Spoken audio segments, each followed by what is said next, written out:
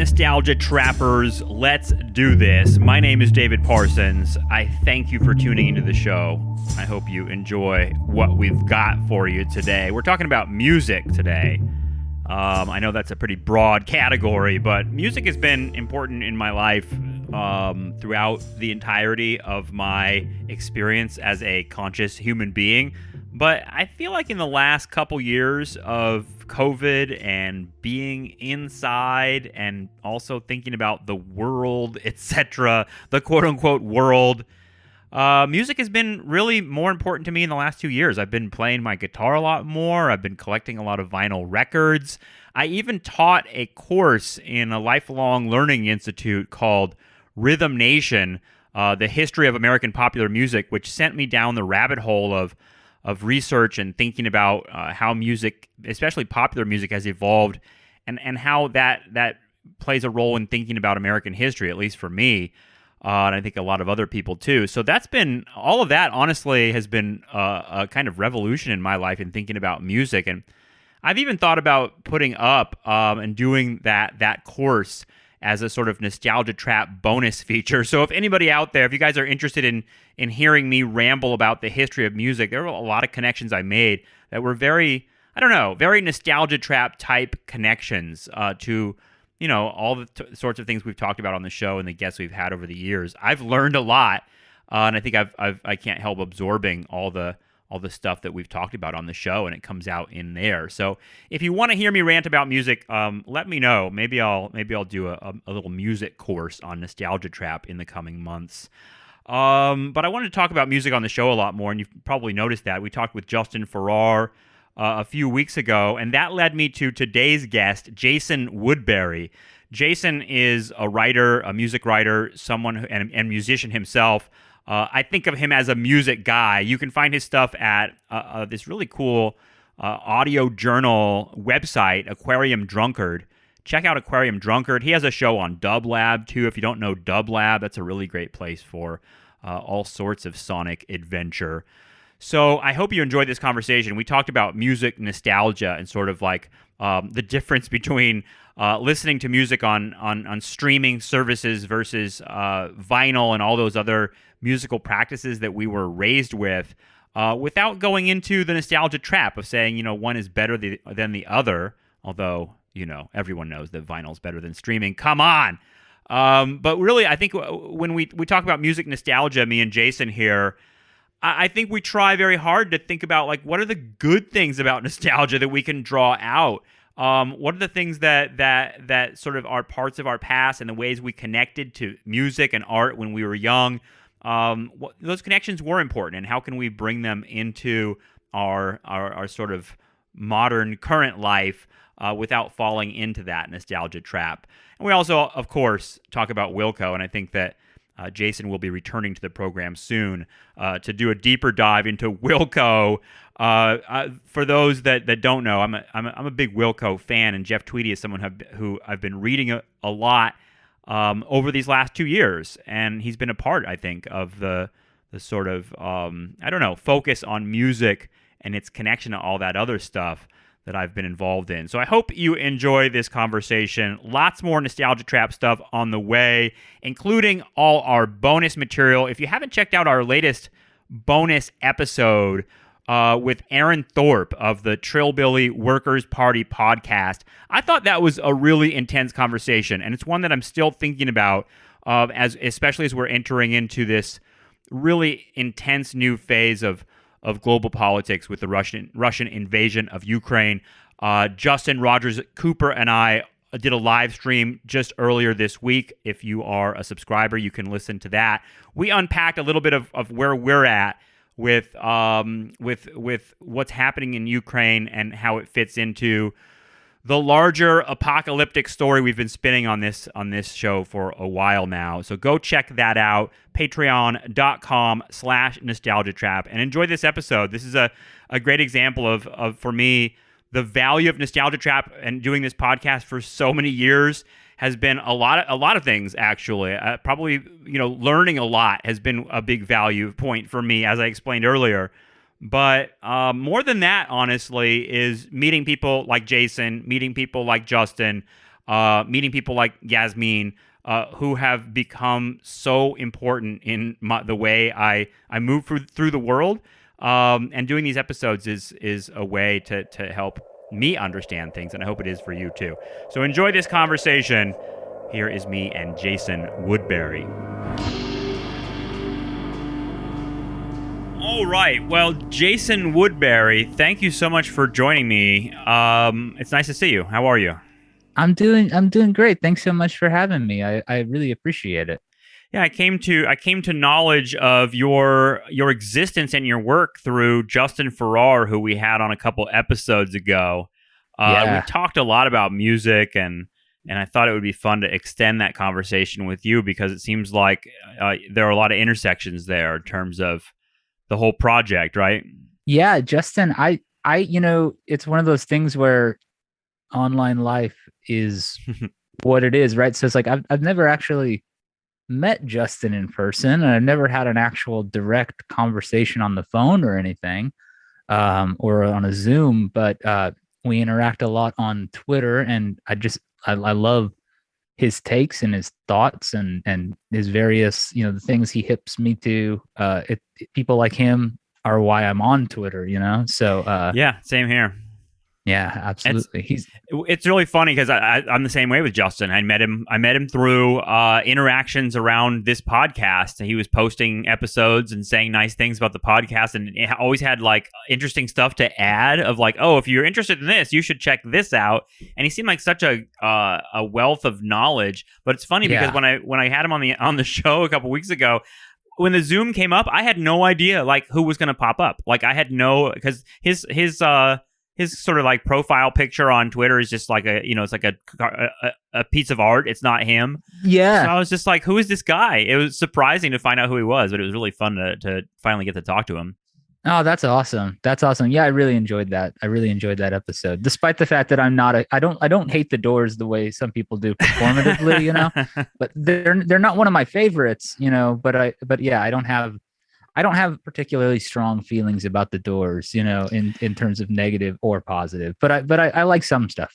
That's a good way of putting it. That's a t-shirt. Like, I don't have strong feelings about the Doors.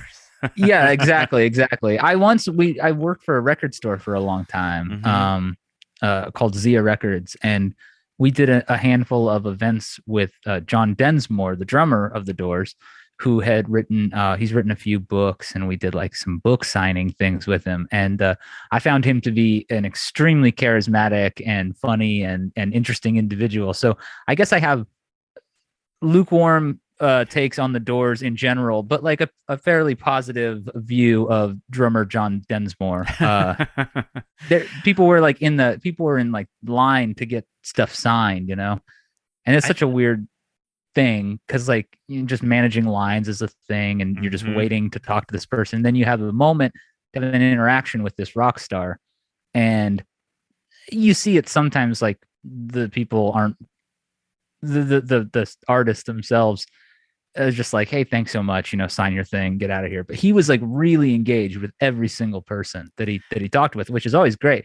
But this one guy asked him, what happened during your last conversation with Jim Morrison? And he's like, dead serious. He goes, well, it was last night in my dreams. He came, as he often does, and we spoke, but I can't tell you what we talked about. And Wow. I was just like, hell yeah, John Densmore. So that's my Doors thing. That's a great story, man. That's like he's still riding the snake after all these years. It's funny. I feel like people's opinions about the Doors are really their opinions about Jim Morrison more than the Doors. Absolutely, right. He's like the flashpoint. If you think the Doors are like pretentious and overblown, it's because of Jim Morrison. And if you think the Doors are mysterious and intriguing, it's also kind of because of Jim Morrison. Yeah, the poetry is that you either buy it or you don't. I feel like that's a love it or leave it band. Although maybe you can have no strong feelings about the Doors. I mean, it's funny that we were talking about Spotify before we started recording here, and it ended up being, I think, a little bit of what Justin and I talked about too. About Spotify and Joe Rogan were like and Neil Young were in the news when we recorded that. But it's been a few weeks, you know, and like I'm sitting here and like I'm still like going to record stores and picking up like various pieces of the Neil Young like discography over the years just because I want it. But it's made me think a lot. And I wonder what you think about this as a music guy and someone who's written about music and who's in the music world in general. I mean, when I think about like the nostalgia trap of like the 90s and the 2000s, I don't know. Like I think about streaming music and I'm very ambivalent about it because it's like when I was a young person, like the idea of streaming music was like a dream to be able to access all of that music at once. But the other part of me is like really afraid of what streaming music has done to the music world and the way I consume music. And it's also, I don't know, I'll throw this last thing in for you to react to because I know this probably jives with a little bit of what you're thinking about is like, I don't know, I think a lot about like apocalypse and like, you know, the like post-apocalyptic wasteland and electricity not being around and Wi-Fi not being around. And I'm like, what would I listen to? How would I listen to music? And it makes me like panic and like movies too, actually. Kind of like, how do I collect physical artifacts that are going to survive that, if that makes sense? Yeah. Man. Well, yeah. First off, when the shit goes down, our streaming playlist will be gone. Mm-hmm. We'll be gone with it, you know? And I think that maybe slightly over dramatized scenario is a helpful metaphor for sort of thinking about the notion of streaming music, right? Because you don't own it and you're not in charge of it, and it can go away without your say, you know, like you are renting the music when you're streaming it, you know. And I think at any given point a company can decide it doesn't make sense for us to have this on our platform anymore because either enough people aren't engaging with it or there's some big flare up with it, or who knows what exactly, but it can just go away. And as somebody who has spent their entire life oriented around music, you know, and oriented around art and predominantly the physical collection of said stuff, there's no denying streaming's utility and its ease and the remarkable way that it can work. And how cool is it that, like you said, when we were younger, you'd hear about a band and then you might not know what that band sounds like for any amount of time. You have to find something by that band, you know, and you go to the record store and they don't have Dude, do you know how long, for when I was young, I thought the Grateful Dead were like a heavy metal band because all I ever saw was just like the skeletons and shit of like T-shirts and stuff. I never ever heard the music, and I was absolutely shocked when I was a teenager to finally find out that the Grateful Dead played like bluegrass music. It was like not what I expected at all. I never had the opportunity to listen to it. Right. Yeah. All the iconography is so like badass looking and so cool and heavy. But no, exactly. I remember as a kid, I would see pictures of the band Kiss, you know, and then like people that I knew in church would be like, yeah, it stands for like Knights in Satan's Service. And they're evil.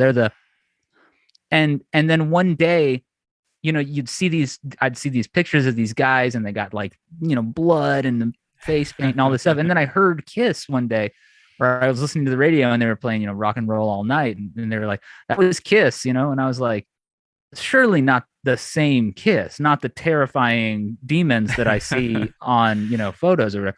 So it is funny the way that works. But I mean, when I started to get into, you know, punk music or independent rock or anything along those lines, like, I'd take magazines like Alternative Press and I would like read through them and I would highlight things that I wanted to look for when I went to the record store. And I think about now how fundamentally different it is because you could be listening to that stuff before you finish reading the sentence, you know, you can just pull it up on your phone. Yeah. We have access to so much. And obviously not everything is in these archives, and that's another thing that I find sometimes troubling about it, is like the sort of, if it's not on Spotify or Apple Music or whatever, for a lot of people it just functionally doesn't exist, and there's still a lot of good music that is not on those platforms. So that's really scary to me. That's like almost like the silent film thing of like a whole era of silent film gone because it was never preserved properly. And it feels like the same thing with digital music. It's like, and digital movies, honestly, as well. Sort of like, well, what about all of that material that hasn't been turned into a streaming or digitized and archived? It's just like, where is it? It seems like a big chunk of like music history, movie history, just sort of like lost in the digital era. Like right now, it's funny to think of like the silent era as like, oh, this tragedy that Martin Scorsese makes movies about. We'll never do that again, but it's like we're doing it again right now. It seems like. Yeah, I mean, absolutely, and the sort of with everything as accessible as it is, it I think there's almost just like there's an element of desire to something that what you can't have, or what you can't immediately access, is what you imbue with a sense of purpose or mystery sometimes, right? Yeah, so right. I want to find this. I want to find this album, and I can't have it, but it's on my list, and I eventually will find it. And like, the concept of holy grail pieces of pop culture, does that exist for people as much now? Because the stuff is so much is accessible, but then also, yeah, exactly. Like, there's lots of stuff that, lots of stuff never made it from vinyl to CD. Lots of stuff never made it from CD to digital. I mean, there's like a million great things that are lost. And a big part of what my musical, like, sort of mission, if I could call it that, is often trying to find stuff from the past that's interesting, that is less exposed, so I like to think that there will always sort of be treasure hunters who are geared to want to find things and preserve things, and I think that there will, but I think that there's almost like a sort of sneaky notion that has snuck into people's heads that somebody's just going to do that, and it'll be available for me when I'm ready. And the truth is, lots of factors will go into what gets preserved and what doesn't. And it's not always going to be based on its quality or its merit or anything else. So I think it's just a thing to keep in mind, that like these streaming services, and as we know, I mean, I think the other day Spotify went down and a bunch of people were saying like, what am I going to do? How am I going to listen to music? And it's like, I don't know, you're going to have a backup plan, because this stuff, we can't count on any of this stuff. We can't count on anything. And that's freaky. And it's just, it's the weird way it works. It's funny. I'm looking back behind you. You have tons of records, and it's most of the people I interview are often academics who have like the bookshelves behind them. Yeah. But I think you're the first person that has those. You have a ton of records. It looks like. Like how long have you been collecting?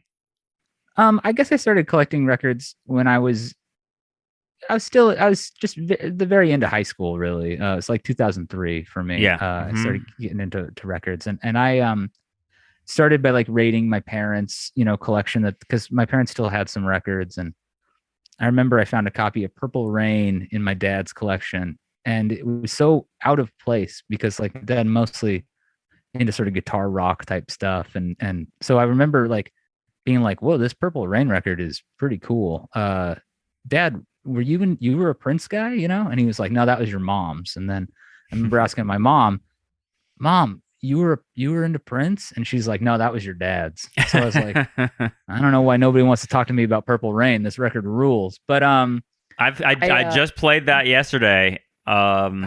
Pulled that out. It's insane. Prince is one of those people that his death was so shocking that it sent me down the rabbit hole of his music in a way that I hadn't really listened to before. And I ended up, it's funny, like you talk about Spotify, because Spotify allowed me to go to like a Prince page and listen instantly to like the whole range of everything he did.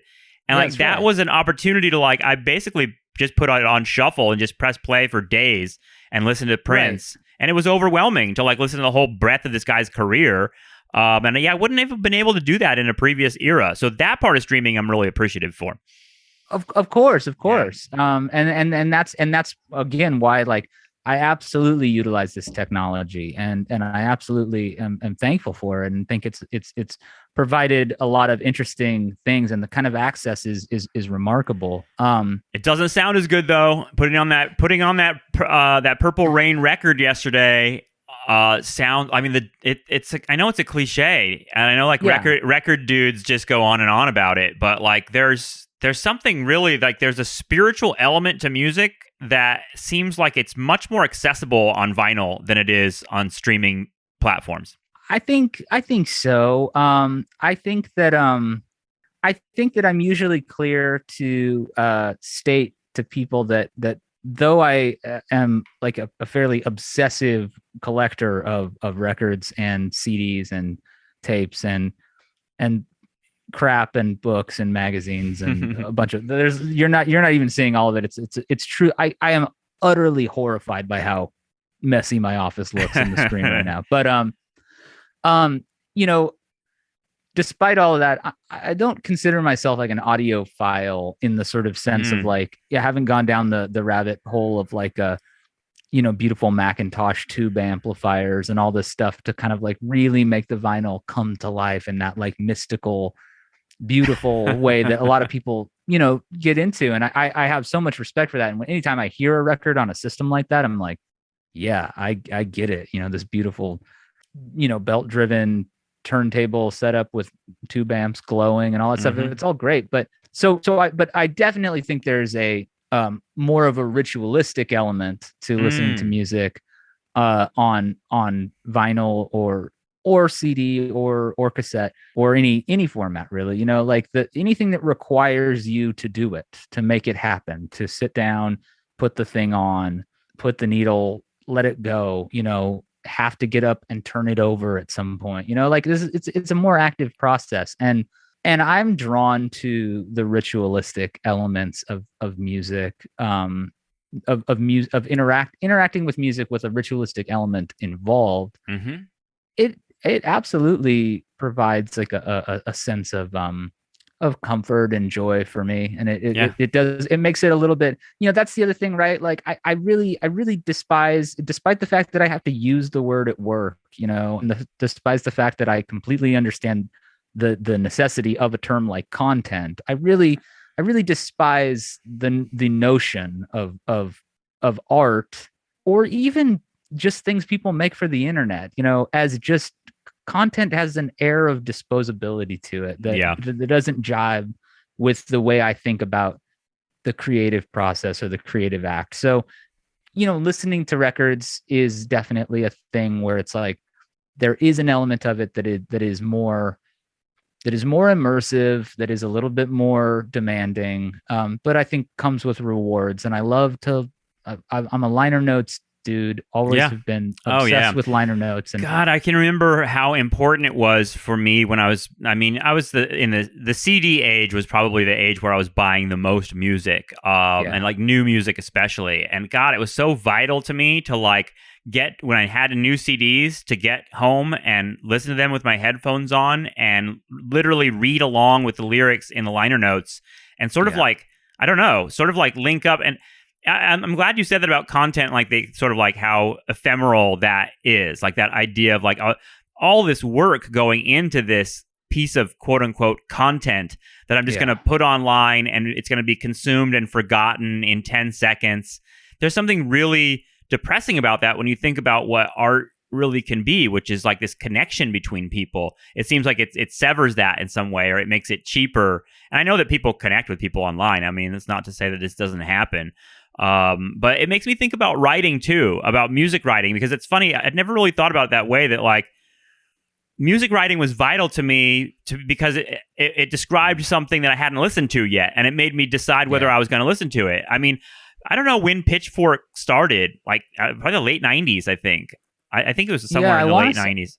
I want to say like I want to say maybe as early as like 96 or 97. Yeah, I'm not 100% sure, but I think it was a pretty early, Yeah, I was early. an early online guy. Yeah. I remember getting online somewhere in 95, 96, and just being like obsessed with it all the time Yeah. in like late high school and early college. I'm a little bit older than you, just by a few years. But I was just obsessed with the internet. And Pitchfork was an early place where I started like reading about music that I'd never heard of before and Yeah. described by these people in like really arcane, like musical, like technical terms. I was like, and they were rating music with like some sort of like system that went to like 6.7 and shit like that. And it just to me, it opened up a whole new world of music for me before streaming. This was, I think, I was doing digital music, but this was like collecting MP3s on LimeWire era. Yeah.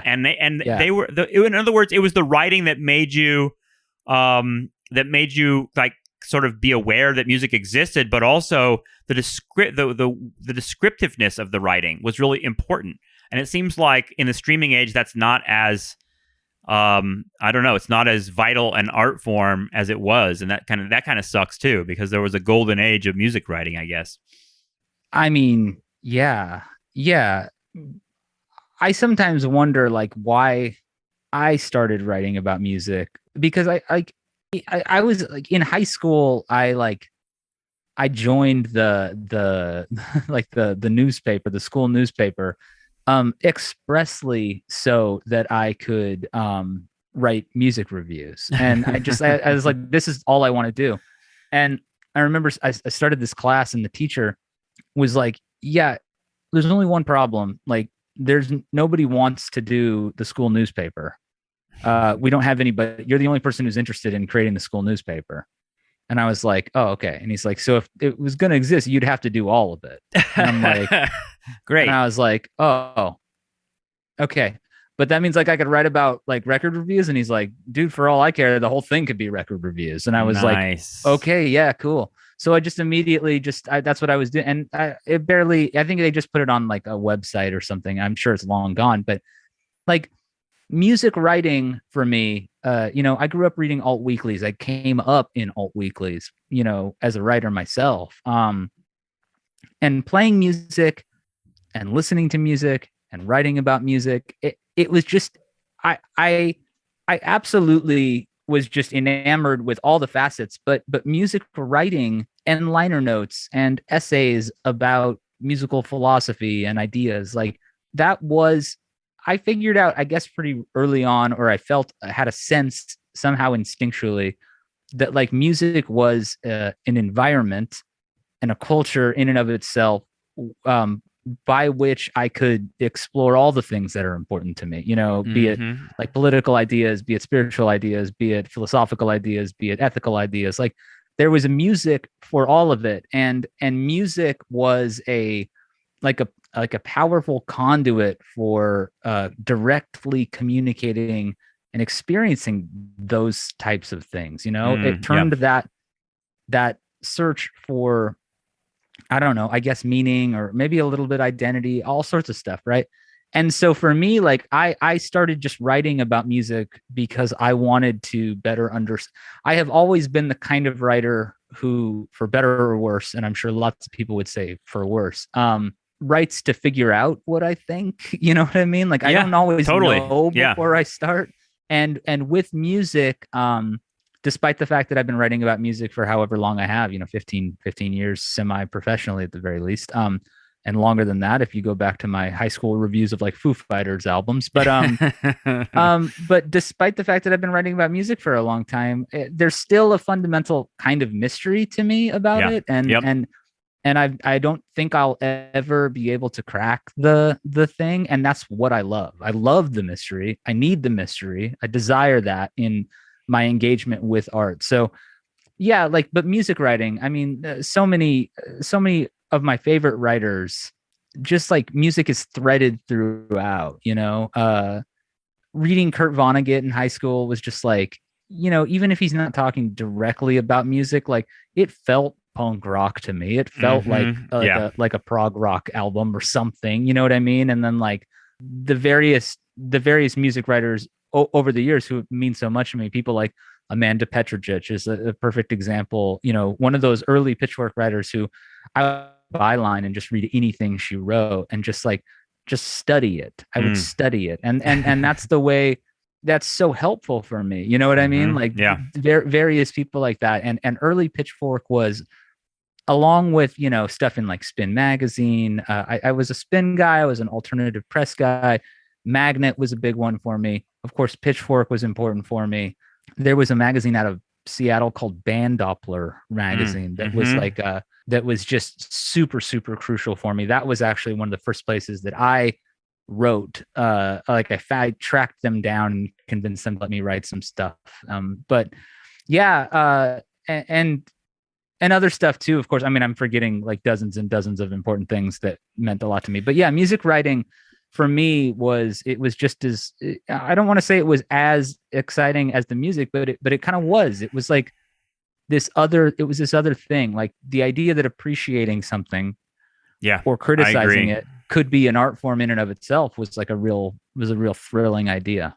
Yeah, I was a Spin magazine guy as well. And it was a place, I don't know. It's funny because I didn't have a lot of music around physically when I was young. My parents didn't really buy CDs or have much music around. I think we had maybe a Righteous Brothers tape, and that was actually very influential.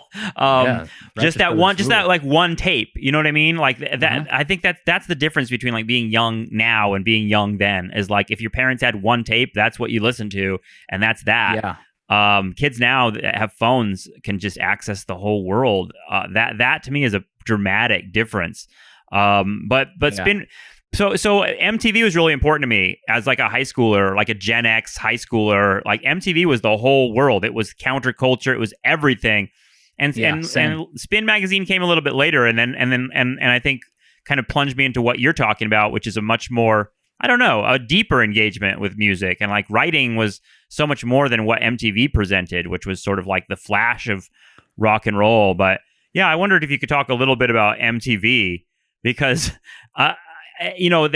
we've talked about this before on the show, that like there's phases of MTV and it changed dramatically in the 2000s into something else entirely. And it feels like that you can feel that in the culture one way or the other. Yeah, I think you definitely can. MTV was, when did MTV start? Was it like 1981 or 2 or something like that? Yeah, really early. I mean, well before I was watching it. I didn't come to consciousness of it until probably the 90s. Yeah. I remember being like a real little kid and flipping through the channels. And when we had cable when I was a kid, I remember both MTV and Nickelodeon seeming to be the same thing to me. Like when I was a kid, like, oh, these are cool looking things. Right. Yeah. Totally. And they kind of had like a similar aesthetic in terms of like the neon splattery kind of like whatever. But so I kind of remember seeing MTV like when I was like really young. But yeah, it was in the 90s when I grokked to it and I became kind of obsessed with it. And it would be like over like summer vacation especially, right, where I didn't have anything to do. Oh yeah. And I would just turn MTV on and just watch it for 6 hours. And at least I'd be dipping into MTV all day, and then at night when my parents went to bed, it was like Beavis and Butthead was on. They're watching videos too. I mean, it was just dude. I couldn't stop watching it. It was the channel I went to the most. Like I was seeing what's on MTV, and other channels I'll pop into here and there, but MTV felt like where the world was. Yeah, utterly. And it in addition to like exposing me to like music that I wasn't hearing on the radio, although that changed, like, eventually I was only hearing what I was hearing on the radio on MTV in terms of that sort of consolidation of pop culture, which totally happened, Yep. But at a time, like I wasn't really a 120 minutes kid. I wasn't ready for that. I didn't have the frame of reference, but stuff like the Smashing Pumpkins, stuff like I remember seeing the Soundgarden video for Black Hole Sun. Oh, yeah. And with the weird eyes. And I just remember having a sense of like that and Tonight by the Smashing Pumpkins, where it's sort of that weird, Journey to the Moon kind of homage, the sort of Yep. black and white Yep. film. I just remembered picking up on this distinct sense of like this otherness, this mystique that was just like mind blowing to me. I mean, like the Soundgarden video kind of scared me. Lots of videos scared me. They were all super scary, dude. I remember being like both horrified and experiencing like a sexual awakening during Madonna videos that were like super. Oh, Some of them were super crazy with their it was kind of the opening of like a lot of digital effects. But those things freaked me the fuck out, and they were super potent. It was exactly what MTV designed, I guess, to be like a machine of like maximum sexuality, maximum sort of intrigue, even violence. I mean, it was an intense. The channel was like, this is where cool shit is going to happen. Yeah, absolutely, absolutely. And so it was really important to me, and I would watch the various shows. So I would tune into the hip hop block sometimes, and then I would watch like the footage from the MTV Beach House, and I would watch Spring Break stuff, right? I would watch the cartoons, like Aeon Flux and the Max and Beavis and Butthead, and all of that had you use the term countercultural, and there was a countercultural element to it. And I mean, in the 90s, I guess you can argue that was sort of a moment where the counterculture sort of was, although it's always had a real complicated and entangled relationship with like, mass marketing culture as well. Like they've always been tangled up, but maybe in the 90s is when that stuff starts to just like fully fuse. And by the time the 2000s start, it's just like MTV stops playing music videos for the most part. Yeah. But they introduced MTV2 at that time, right? Like I don't know exactly when that launched, but I do know that throughout high school, MTV2 I stayed on with it. I was on board. Was that where like I feel like I stopped watching MTV around the time of the like indie rock, like The Strokes and Modest Mouse and that sort of like it was like what the bands and like the White Stripes, like all the. I feel like that's like the last moment I was sort of watching MTV and then and sort of like moving on from it. But I feel like that was MTV too. It seems like they were promoting a lot of those bands. There was like counterculture flash there with those bands at the beginning of the century. What's weird is that when I look back on it, in our current age, like the idea of monoculture is pretty much shot. There is everything's subcultures, like there's a gajillion of them. Like everybody's TikTok feed is a little mini subculture of some sort. But when I think about MTV2, I remember that I would just turn it on, oftentimes early, like first thing in the morning. Like I would wake up before everybody and I would turn it on so that I had that on while I was getting ready for school or whatever. And I would remember, I have like a real distinct view or a distinct memory rather of like being in the kitchen and kind of hearing this like acoustic guitar thing start, and then sort of this electric join it. And I was just like sort of drawn like siren song to the television. And I was like, what is this? And it was Yellow by Coldplay. And I was like, this is incredible music. I have never heard anything like this. Yeah. I mean, whatever that's supposed to mean, when you're young. And so I would hear stuff like that. And I remember being like, cool, that I'm into this. But then I also heard like, I remember hearing like, it was an interesting moment. Like a lot of electronic stuff was breaking too. So I remember hearing like Chemical Brothers and Daft Punk and stuff like that and being like really into that. But then also when the sort of the bands happened, right? Like when the garage rock revival. That's what we call it. The garage rock revival. Yeah. When that broke, I was weirdly, I liked it and I liked a lot of it, but it was far from exclusive for me. You know what I mean? Like I was also listening to a lot of emo music. I was also listening to a lot of pop punk. I was also listening to, hardcore to a degree and some stuff in that sense. But I thought this. I still think the Strokes. I mean, especially the first record is like a legit great record.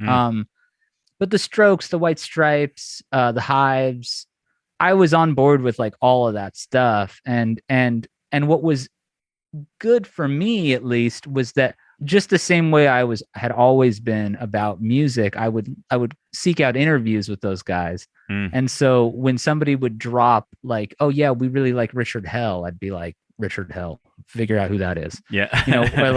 Or when I would read a review and they're like, the Strokes sound like Television, I was like, okay, well then I got to find out who Television is. And later I found out that the Strokes don't really sound like Television, but you know who does sound like Television? Clap Your Hands, Say Yeah. Sounds exactly like Television. The guy does it's the same affect on the voice. It's actually, if you put on a Clap Your Hands, Say Yeah album, you're gonna hear some songs that sound like it's right from Marquee Moon. Like, there you go. Yeah. Strokes sound more like, I don't know, the Strokes sound more like, was the reference was like Iggy Pop or something with the Last Night, the like first big single sounded like an Iggy Pop song. Yeah, I mean, there's obviously a specific Tom Petty song that it like sounds. Oh like. It's like American Girl. Yeah, right. Yeah, but I mean, that's yeah, and it's so funny is that people will sort of mock them for that, but like I've never given a shit. I've always thought like, who cares? I love it. Incredible song. Yeah. What American Girl is such a good song. Why wouldn't you try to sound exactly like that song? It's a great song. American Girl is such a great song. That's the song that Buffalo Bill kidnaps a girl to in Silence of the Lambs. And there you go. It fits so well. But I remember like there was a Guided by Voices were in Strokes video. That's how I learned who Guided by Voices were. And then they had this guy, Cody Chestnut, this weird soul singer. Oh God, yeah. Who, and the Headphone Masterpiece, like it was direct line for me. I saw him in a Strokes video. I went to the record store. I looked for that. Who's Cody Chestnut? I'm looking for the one that looks good in leather on it, which is a great song. So I got that. Then he's doing stuff with the Roots, who were at that time a deeply, far from. I mean, it's like one of those things where people are like, now you got to remember, back then they weren't the band on the Tonight Show. No, they were like progressive hip hop, almost like lefty hip hop. Yeah, and I was just like I was insatiable then, and try to hang on to that to this day, but just like I wanted to know it all. And it felt like MTV2, there was a moment where it was still just video programming, so it was just a mixtape, and it often was genre diffuse, so that like you would hear a Roots song followed by a Goody Mob song, followed by Daft Punk, followed by the Strokes, followed by whatever. They didn't like racially segregate it, in other words. No, because not like so much. So much of like pop radio at the time, and radio is another part of this equation, I guess. But like part of it, yeah. But like it was so weird to me to listen to like alternative rock radio, which is what I probably listened to the most. The place where you would hear like Smashing Pumpkins and Pearl Jam and all that kind of music. The only like rap or like hip hop music they would play was like the Beastie Boys and Eminem, and then at some point like Limp Bizkit and like that sort of shit. And I was like, that's so like, to me, like just was so shitty, because it was just like, well, rap belongs here if it's white guys doing it on the rock station. And it's kind of like the Beastie Boys are arguably rock and roll. Like all of it was like the lines that had been dividing like corporate radio for so long, and the whole music industry of like race music became really like apparent even in that age. And it was really depressing. Yeah, absolutely. I mean, I'm a huge Beastie Boys fan. So on one hand, I'm like, yeah, me too. Yeah, I mean, on one hand, I'm like, well, I guess I'm glad that I was hearing it somewhere, because the truth is, like, when I was a kid, I think I would have been hard pressed to find a hip hop station that was playing something like Interplanet, or what, Intergalactic. Yeah, right. Or you know what I mean? Because like there was like a weird. It is a weird thing. The racial lines, it gets so murky and so weird, and so it's such an you know, it behooves the people who sell this to make sure that they can know exactly who they're trying to sell to, and so obviously that becomes a part of it. But yeah, like the sense that like, okay, so alternative listeners love Beck and they love the Beastie Boys. You're gonna tell me that person wouldn't also like Wu-Tang Clan? You're gonna tell me that guy also wouldn't be into Cool Keith? You know, it's like the a Tribe Called Quest or anything else. It was, but it was sort of all the stuff that I became obsessed with. Yeah, totally. But you could feel like being sort of like you had to sort of break out of the consumer pocket that you were being Yeah. In other words, it made me feel a lot the like power of the corporations in sort of like forming people's identities, you know, and being like what I should listen to and what I shouldn't listen to. And if I don't like break that spell in some way and like become, I don't know, a critical thinker about it or something, I'm going to get lost because they're going to like put me into one slot. And I feel like that happens a lot in digital media. Like people curate their little algorithm and then they're only seeing the same shit again and again and again. And if you don't like consciously break out of it and go find that Wu-Tang album or listen to that hip hop station, they're not going to show it to you. And that's pretty scary. It is. It absolutely is. And it means that a person who wants to engage with art in a deeper level has to put some work into it, right? You know, and can't just. Again, I've absolutely discovered cool stuff on curated playlists, like algorithmically generated playlists. I've discovered great stuff, and totally. And the degree to which these services can accurately provide you with something you like is scary, right? Because like they're very good at it, and these things do. I've been served stuff where I'm like, how did I not know this band already? This is clearly something I should know. It's designed for me, you know? Mm-hmm. And so there's that, you know, and I recognize that, but the thing that's really great about music discovery and art really is, for me, if there's a space where rules can be flaunted, like you could break out of every box that you're trying to put into. That's what music is, you know, like you kind of owe it to yourself to venture off the path if you can, and you know, and to try to stay engaged and to try not to fall into the very goofy notion that like, well, when I was in high school, that's when music was objectively the best, you know. Like I have that's nostalgia trap. That's literally trap. What I'm trying to describe in part with the title of this podcast is that exact notion of like the good old days. The idea, I mean, it's youth really in a lot of ways. It does that to people. Is it's sort of like that era when you were 15 to 25 maybe, and like you were discovering everything.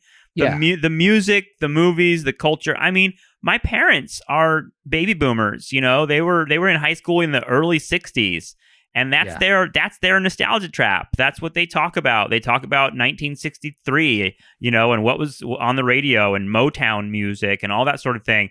That's their place, and definitely, you know, you hear that from older people a lot, is the cliche of it was better. Yeah, it was better. I hear it from people. I hear it from people my age, you know, now who are like, oh, well, yeah, you know, this new stuff isn't good or is bad. It was better in 2016. You're like, yeah, Jesus, the good really? Old day, the good old days of 2016. Yeah, no, absolutely. And in a weird way, you know, the topic nostalgia is something that I more and more interested, because I kind of have, I mean, in part because of the sort of cultural era that we've been living in. Like, it's not hard to see the absolutely toxic side of nostalgia, you know, for this imagined past in which things were really good and now they're bad. And if we could just go back to when they were good, you know, it's like, first off, they were bad for a lot of people back then too. And second of all, the human complications that make our present moment fraught have not they didn't just happen. It's a human existence. All the bad exists and all the good exists, and it all exists, and you have to just grapple with it all, right? But the notion of nostalgia as a, like, I certainly know that I don't have to explain it to you, but like the root word is like what Greek, it's like a kind of pain, right? Like nostalgia is a bittersweet feeling too, right? Yeah. And I think that if you allow proper space for the bittersweetness, the weird part that is a little hurt, that longs for youth but understands that it's gone, then I think you start to get into like really interesting emotional territory that is potentially very good. And furthermore, I have become more and more convinced that music possesses like mystical qualities, to where when you are listening to a song and it reminds you about this thing that happened to you, that's like a kind of time travel. That's a kind of being like caught up in the spirit and transported back. Because I mean, I'm sure you've experienced this. I experience it all the time. I'll hear a song and I won't just remember where I was when I heard it. I'll kind of remember what it smelled like when I heard it, and like what I was wearing, and like what the girl that was playing the song, what her car was like, like things like that. Like, and it's like a lot of that's just stuff where it's in my head and I'm probably filling in a bunch of gaps. And I'm sure that, no, you weren't wearing the shirt you thought you were wearing this other shirt or whatever. But all that aside, nostalgia as a kind of time travel tool, an emotional time travel tool, a personal tool, that's kind of good and beautiful maybe, and something that's worth exploring and understanding the way our relationship with music works. But yeah, that sort of reactionary, knee-jerk dismissal, that comes so often from people who just are tired and don't want to put in the work to do things. And there's nothing wrong with reaching that point, by the way. There's nothing wrong with saying, you know what? I'm not going to try to keep up with pop culture. I'm going to dig the things I dig. I have no problem with that. And I understand and empathize. But when you then, and in doing so, I am going to put value judgments on all the things I don't choose to understand as bad and not worth me understanding. That's when you're just up your own ass, That makes a lot of sense when I think about music, about people like sort of like having their 3 like Jimi Hendrix, Creedence tapes, and like, I mean, it's in Lebowski, right? It just sort of like staying in that space. I wouldn't hold out much hope for the Creedence tapes. Right, exactly. Yeah, exactly. And like the idea of being in that space through the music, like the music keeping you in that place where you felt good and you feel young and you feel safe. That's a definite trap for me. At the same time, I'm like, I participate in it all the time. I mean, it's just like, how can you not? I mean, I wonder if you have memories of like your connection to music as a child, because like I feel like when I was that to me taps into nostalgia in a very particular way, and the sort of mystical quality that you're talking about. Like I remember when I was, and I think for me, it's melody, like something like the quality of the music. It's like, I will weep to like really cheesy, like sentimental 80s sort of soft ballads, Oh yeah. It's like there's something about the chord changes, something about the sentiment of the music. I mean, my first memory, honestly, I think I came online like listening on the ground, like to a Fisher-Price record player, like sitting on the ground next to it. And my parents had a Smurfs record, and there's a song on there, and I think you can find it on Spotify now. I'm not going to play it because it's like a magical song to me. But I just remember crying over this song. It's a song where the Smurfs are singing about going to sleep. And they're like, the melody is like this really soft lullaby type melody. And I think my parents were concerned about it because I would really cry when I heard this. Like, just, I remember like not just the tears, but like the real deep emotion. I was probably like 6 years old. And I mean, beautiful. But it's never really gone away. Like that sort of like connection to music like that, even cheesy music. And it feels like that channel that's open that I feel is not unique. A lot of people have that connection to music. It seems in a lot of ways more powerful than a lot of other things we talk about, like in like politics, for instance. Like more people come to music concerts and have ecstatic experiences than participate in political rallies. You know what I mean? And it seems like it's such a key part of understanding how shit works and how you reach people. Yeah, it's a direct channel, right? Like it's a thing that literally goes through the air and like vibrates things inside our head. It's like when you think about it, it's like I can't speak. I don't know what Tanarowin, the Tuareg blues guys, I don't know what they're saying, a lot of the times, or I don't speak Japanese, so I don't know what the Pizzicato 5 is saying or whatever, but nonetheless, like something is communicated. Something is fundamentally communicated by the sound of melody and rhythm and the human voice, or music without the human voice. It's all there. But like early experiences with music as a kid, yeah, absolutely. I already brought up Prince, but I remember being a really young kid and the theme from Batman or Prince. Well, I remember the theme from Batman, which is Deathman, the 1989 Batman movie. So I would have been like maybe 4 or 5. I remember my little brother was afraid of the Batman song. He was like, "This song is scary to me, and it makes me scared." And I remember being like, "Yeah, interesting. I think it's interesting that the song makes you scared." Like I wasn't scared by it. It sounded exciting to me, but it scared him. And I remember thinking that was an interesting thing. How cool, a song can make you scared. A song can make you happy. And then the soundtrack to that movie is so in the credits, because I would just let the whole credits play on this VHS copy we had, you get into this like sounding music. And I remember being a kid being like, "Ooh, it's pretty cool." I could tell it was supposed to be dangerous or sexual, and I didn't have any biological framework for understanding that, but I knew it. You know what I mean? Like it soundtrack music something. Is like that. Whenever I'm at a record store, I actually just bought the soundtrack to a film that's actually hard to find. It's called To Live and Die in L.A., and it's like the Wang Chung. The Wang Chung 80s soundtrack. But I love soundtracks in part for exactly that reason, because they're especially if they're composed music for the movie, they're like designed to like create certain feelings, and they're really like hitting exactly that thing of like being the puppet master of human emotion. I remember totally one of Norm Macdonald talking about R.I.P. Norm Macdonald, but he talked about like comedy and stand-up comedy as a magic trick, because it was like, I have to say words that like make people like have this almost like orgasmic response. They laugh that's like out of control, and I have to like not only say words, but say words like at a certain point it'll happen to everybody in the room at the same time.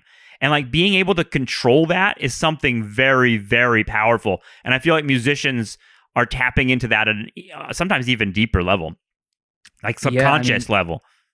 I think so for sure. And some of the music I remember from my earliest years, I just remember hearing the Hall & Oates song "Man Eater" and being like, "Whoa, what's going on here? What are the?" And like I had the same experience with that song. That one, and it's a weird one, right? "Your Kiss" is on my list. Those for some reason those songs are like twinned in my mind. But "Man Eater" was like, because I thought it was like about a monster or something. Me too, absolutely. I thought it was about a monster. I remember telling my mom, "I'm not sure about this one."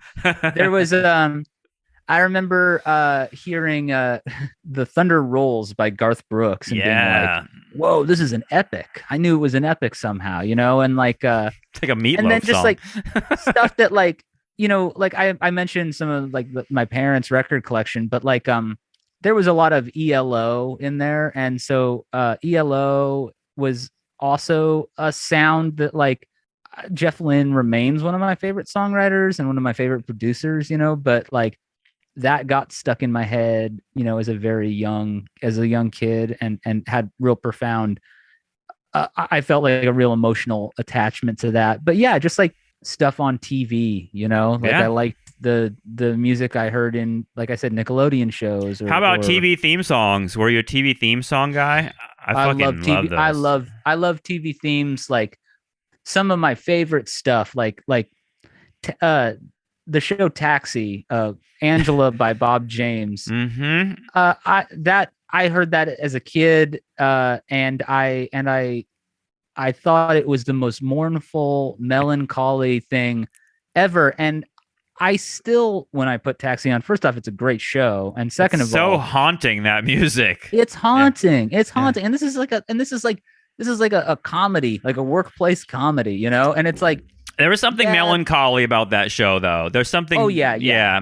Maybe that's for sure. It was on when I was really, really young. But I mean, fuck. I mean, this is another thing that maybe young people wouldn't appreciate, or wouldn't. Maybe they would appreciate, but they wouldn't know about.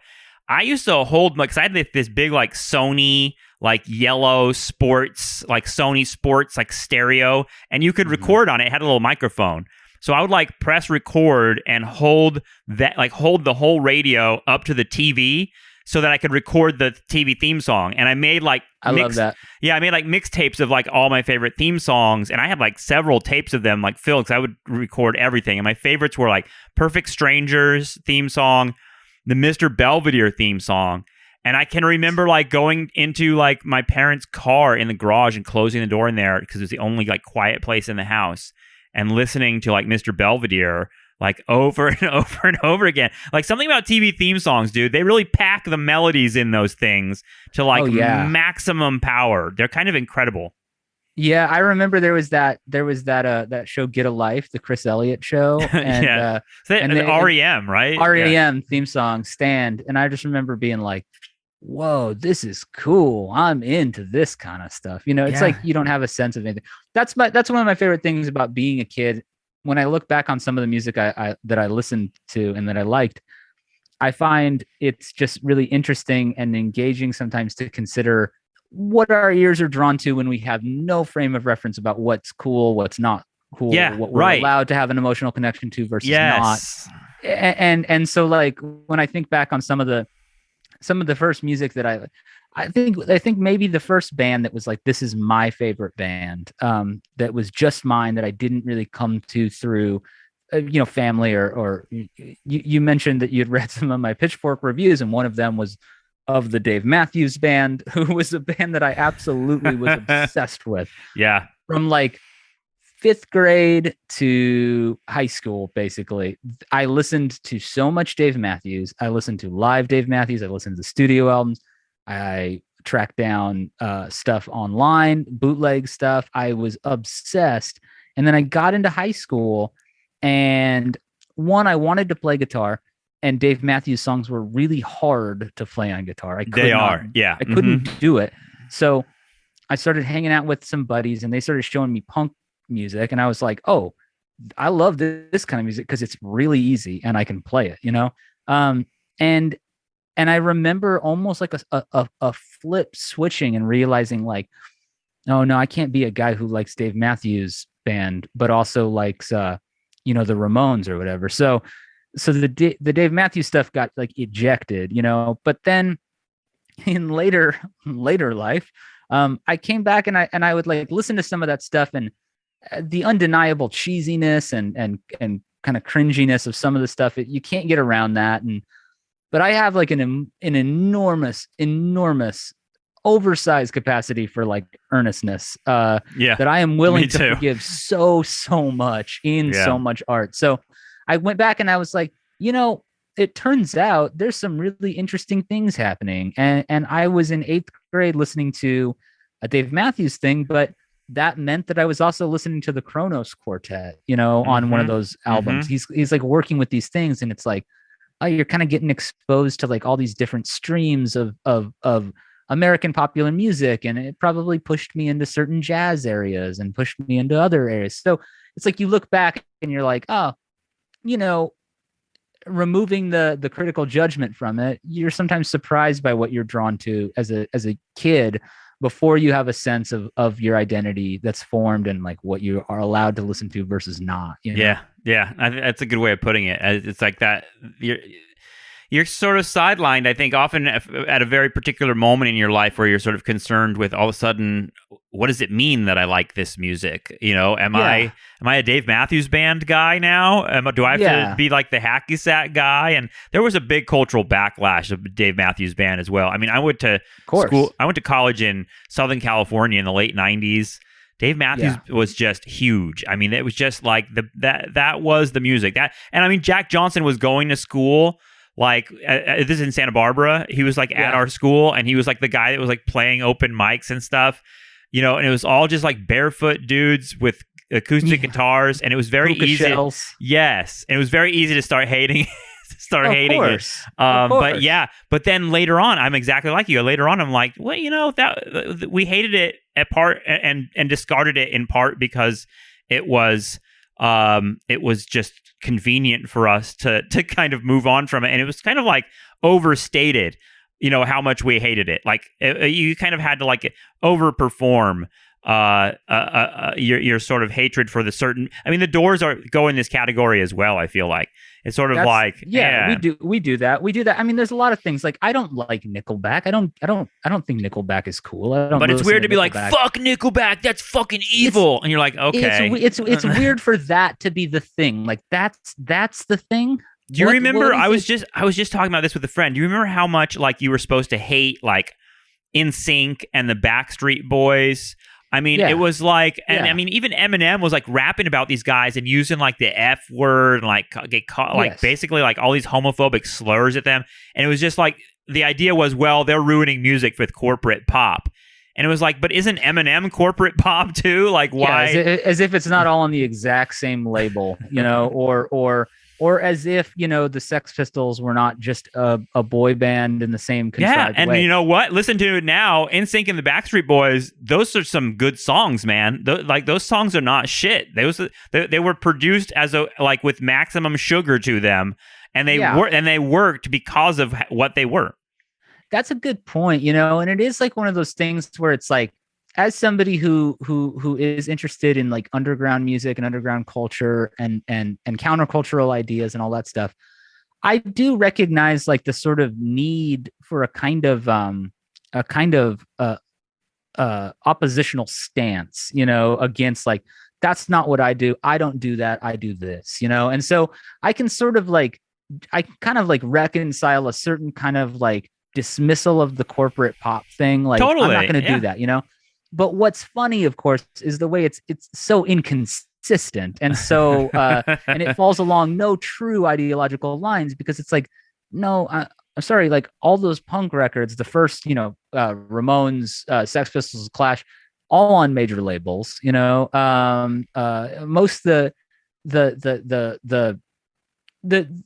so you can hate like the corporate, but still acknowledge that like a well-written pop song is a well-written pop song. And that's definitely the case. And that's why like the poptimism versus rockist kind of like thing, it's often we insist on having the goofiest possible version of any conversation that we can have, you know, because like a real good human, open sort of hearted conversation could basically say like, yeah, like I know the mechanisms that bring us this stuff are evil, but that's kind of what I think is interesting and undeniable about music, is that a great song survives all of the abuse that it's put through corporate same culture. With movies, honestly. I feel that way about movies too. Yeah. It's true, right? Like you kind of like, it's a product and it's art at the same time. Like you can exactly. And like putting those things in tension with each other is sort of weird when they're so entangled. I mean, absolutely. And so like, yeah, like the sort of, there's always been, when you look back on like the disco sucks thing where like dudes, you know, you can obviously just like very clearly recognize the sort of like homophobic elements of that and racist elements. Same with hating New Kids on the Block or whatever. I didn't get that back then. And it's actually, you know, it goes to another point what you and I were talking about earlier about MTV. You know, it was it was MTV where I learned that like hating gay people wasn't cool. Like it's where I learned that homophobia was shitty, because I grew up I grew up in the 80s surrounded by like a masculine culture that was just really fucking nasty about gay men in particular. And I thought that I mean, it was just natural for me by the time I was probably 10, 11, 12 years old to think that being a gay man was something terrible and shitty and like the last thing you would ever want to be. And it was MTV that was MTV musicians that I respected. Guys like Michael Stipe, who were like making statements at the MTV Video Music Awards, which I watch religiously every year. And, and Pedro on The Real World and a whole bunch of other things that made me realize like, oh, wait a second. Like everything I was raised around is actually, that's the shitty thing. And like, there's some other, there's another way to be, I guess. Yeah. And that's what music can open those doors. It can, it doesn't for a lot of people. There's actually a lot of like, like there's this sort of Pollyanna-ish, overly idealized thing, right? Where it's like, well, if everybody can just recognize that, like, music will open everybody's eyes, but it's like, no, there's a lot of shitty homophobic people who also really love, Elton John songs or whatever. Or there's like a lot of like reactionaries that like Rage Against the Machine. Yeah, I mean, whatever. Paul Ryan or whatever was, I know that was like disproven. I think like him driving away listening to Rage, but I still like to think it was true.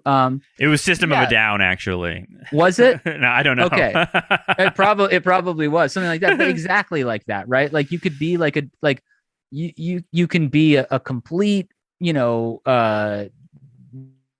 aggro asshole who likes The Cure or whatever, it's like these things are not, and that doesn't, I mean, to me, that just speaks to exactly what we're talking about, which is the tricky and trickstery way that music works, where it's like, man, it almost just like, it doesn't, so much just gets tossed right out the window when it's as simple as I heard that thing and I can't deny it. It does something, And so I don't know. So it's like, it's all tied together, but I think that music is like, it's like, how could it be, if it was anything less magical, it would not exist in spite of all the things that are erected up and around it. And, right. It wouldn't survive that. Yeah. Yeah, exactly. I was, we should wrap it up. I know you got to go, but I was thinking about Jeff Tweedy earlier because I was reading your Wilco review of their album Ode to Joy, and that review actually touches on a lot of what we've talked about here, which is sort of like the authenticity and the earnestness, because that album is like Wilco being real earnest, and like they used to be called the American Radiohead when they were putting out like Yankee Hotel Foxtrot and like these like sort of like very dark and poetic and sort of like almost mysterious, cryptic albums. Like with but then like lately, they've been doing like stuff that I think that the worst critics have called it like dad rock, but what Tweedy is doing is sort of like talking more directly about the things that matter to him. I don't know. I love Tweedy. I read both of his books. I read the one about writing songs, and he talks about like punk music, exactly what you just talked about. Like it's like punk really fucked up like generations of people in thinking about like connecting to music and like being good musicians or even like caring about anything. He's like it sort of like put up a lot of barriers to exactly the connection you're talking about, and yet I don't know, the irony maybe is that punk got all of us into music too at the same time. I mean, gosh, there's a couple things I want to say. Let me start with the punk thing, and then we can maybe touch on Tweedy and Wilco a bit. Punk to me, there's two ways to think about punk, right? You can think about it in the sort of very dogmatic, rigid musical framework where it's like it's 3-chord songs and it's like shoddy musicianship and it's whatever. There's that, and then there's the kind of like the more Catholic in the universal sense kind of version of punk, right? Where it's like somehow it doesn't feel weird to say that Yoko Ono is a proto-punk artist, and so is obviously. I remember reading in all my punk books, like it was the Ramones, and they're playing shows at CBGB's with Blondie, and then there's the Patti Smith group in the mix, and television. And I'll listen to that stuff, and it's like, well, television has these insanely long guitar solos. I thought that punk wasn't supposed to have any insanely long guitar solos, and Patti Smith often is just doing like this kind of incantatory poetry rock thing, and that doesn't sound dissimilar from the Doors or whatever, necessarily. Or she's just doing like covers of blues rock songs. Yeah. Well, yeah, exactly, right. So it's like, so then you start to think of punk as less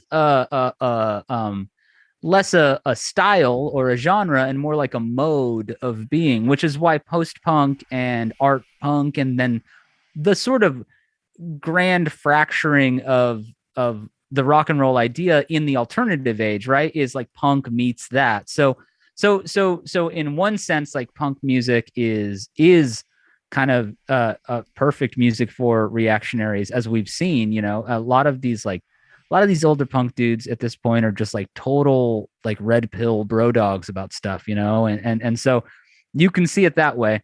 And then there's the spirit of punk, if you want to call it that, or the punk idea, which is like, I'm going to do whatever I want. And that is what makes me punk, right? Bjork is punk because Bjork doesn't do anything other than what Bjork wants to do. And so I can view that as like a punk kind of mode of operating. Totally. I mean, reading about like the Minutemen and like even what the Minutemen sound like. I mean, yeah. I mean, it's that to me is the essence of what punk is, beyond any sort of like, there's no solos or any kind of rule about what the music sounds like.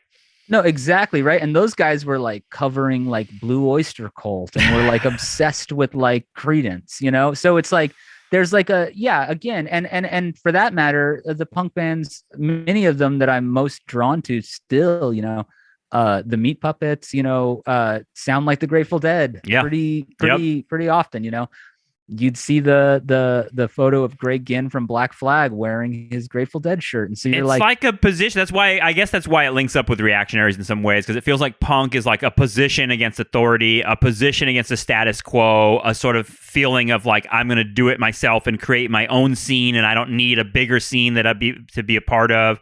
Right. I mean, yeah, it's like, I don't know, the notion of like creating your own public, if that makes sense, like creating your own audience. Rather than trying to like join the audience as like an influencer or something like that.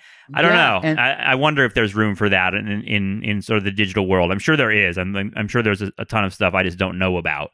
I'm sure. Yeah. I know there is, and I know that just like everything else, it just eventually it gets absorbed and it does become right. You have to read it again. So it's like a it's an always occurring sort of cycle of stuff. But on the topic of Wilco, it's so funny. I did a Spotify podcast with a great podcast host. Yasi has a show over there called Bandsplained, and I think I talked with her about Wilco for like 5 hours. Oh, that's amazing! Wow. And they cut it down to like a manageable like 3.5 hours or something. So it's still an. Did you do like the whole run of Wilco's history?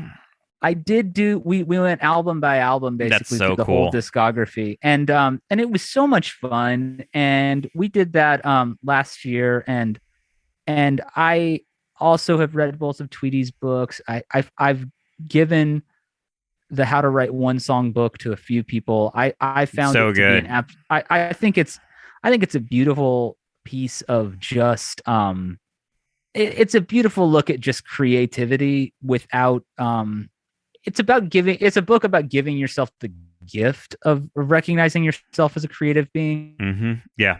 I've read a lot of books about creativity over the years, and some of them have stood out more than others. David Lynch's one was really great. Catching the Big Fish. Yeah. Uh-huh. Yeah, that one means a lot to me too, for sure. And his memoir too. Room to Dream. Yeah. Which is and Room to Dream is exactly what Tweedy is sort of playing with too. And he's so great about acknowledging that he has this space because he won life in some way with the record deals. But you and I should do a Wilco thing if you'd be willing to talk more about Wilco, because I feel like there's a lot there in terms of. I'd be happy to come. I'd be happy to come back and do all Wilco, because like you said, Yankee Hotel Foxtrot, which I think turns 20 this year. Yep. Which is Dude, they're doing a show in New York where they're doing the whole thing in its entirety. But I just saw them in October at the Santa Barbara Bowl, which is like an outdoor venue, small place. It wasn't packed, and they played. They played the whole catalog, and he's really great about. And he's talked about this before too. Is like, I don't know, curating a show that like makes sense for the audience. And curating and like selecting songs that like everyone wants to hear and like building a narrative. It was the first time I've seen them, and I've been fans for I don't know. I'll leave us with a one nostalgia story. This is how music works, right? I was working at a shitty country themed restaurant called Marie Callender's in the late 90s, and I had a friend that was like in a band. And I thought he was super cool because he was in a band. And one time I went over to his house to like play guitar and like learn a little bit of the guitar. And he gave me a tape. He pulled out this tape and he was like, "This is like the greatest songwriter. These are like the greatest songwriters in the world right now." And it was a Sun Volt tape. It was like the first Sun Volt, Trace, that album. Trace is a good album. Yeah, and he put that on, and that's like those first songs, like sitting there in that apartment and talk about nostalgia of like time travel, it like opened something up for me, because after he gave me that Sun Volt tape, I discovered who Wilco was and Uncle Tupelo, and I went down that rabbit hole, and I really just been following those guys for my whole adult life, really, honestly, since that moment. So I think we'd have a lot to talk about if you want to do a Wilco show. That'd be really fun. Man, I'd be happy to do a Wilco show anytime. Well, thank you. This was really fun. Yeah. Dude, go ahead. What were you going to say?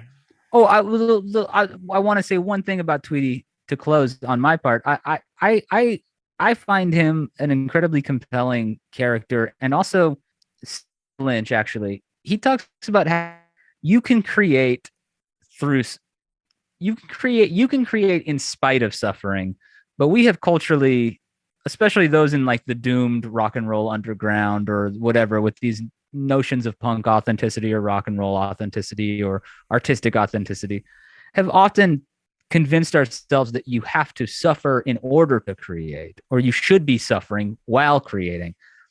Tweedy, Lynch, both in my life, shining examples of putting a spear through that idea and saying, no, actually, you can be happy and create. You can be okay and create.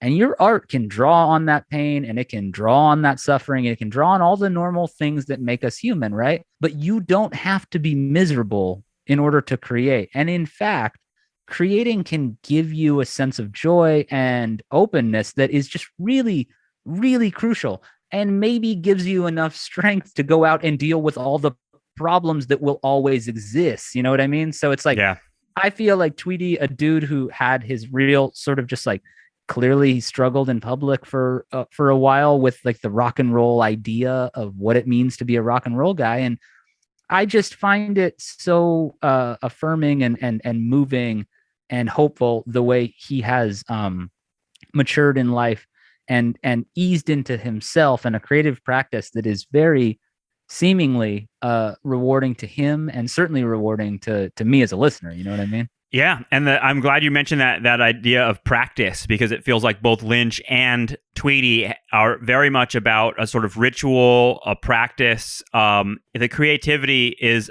actually the pathway to the happiness. You know, like it is the key element. Sure. Yeah, that really reminds me of an interview I read with Amy Mann, songwriter, years ago, because she writes a lot of songs about like broken relationships and really, awful, melodramatic things happening in personal lives. And she's like, I've found that I can't write about those things very articulately, like while they're happening to me. It's like I need to be outside of that emotional space in order to have the perspective on it. It reminds me of honestly being like a historian. Like a historian can't tell you anything about what's happening today. We need to like get out of the time, to actually figure out what the 60s mean. I mean, we're still figuring out what the 60s mean because we're still in it in a lot of ways. You know what I mean? And like that perspective comes from creativity, or I guess applies in the creative world as well, in terms of like, I don't know, finding the perspective is not going to be necessarily in while you're in it. That's a great place to maybe press pause on our musical conversation, Jason. This was really fun. I really appreciate it. Oh, I can't thank you enough. It's such a treat to be able to hang out and talk with you. Well, okay, I think that's going to wrap it up for us today. I want to thank my guest, Jason Woodbury. Go check out Aquarium Drunkard if you haven't checked out that website. And his writing is on Pitchfork as well. Really, really great stuff. I thank Jason for coming on, and I look forward to our conversation about Wilco and Jeff Tweedy.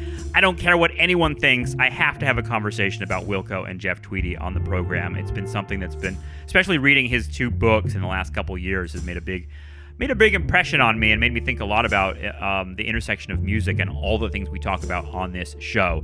So look forward for that and go to patreon.com/nostalgiatrap to access all our bonus content, including our latest live streams on Ukraine, etc., with Justin Rogers Cooper, which have been enormously useful for me to sort of have a place to think about all this stuff. So patreon.com/nostalgiatrap is where you do that. Thank you so much for all the subscribers. You are a real community for us, and we're very, very happy to have a group of people that are thinking through these issues as we head into a very chaotic historical moment, quite honestly. I know it always feels that way, but doesn't it feel especially that way lately? Anyway, I'm grateful for Nostalgia Trap subscribers. Thanks so much, everyone, for being a part of the community. We'll talk to you soon. Bye-bye.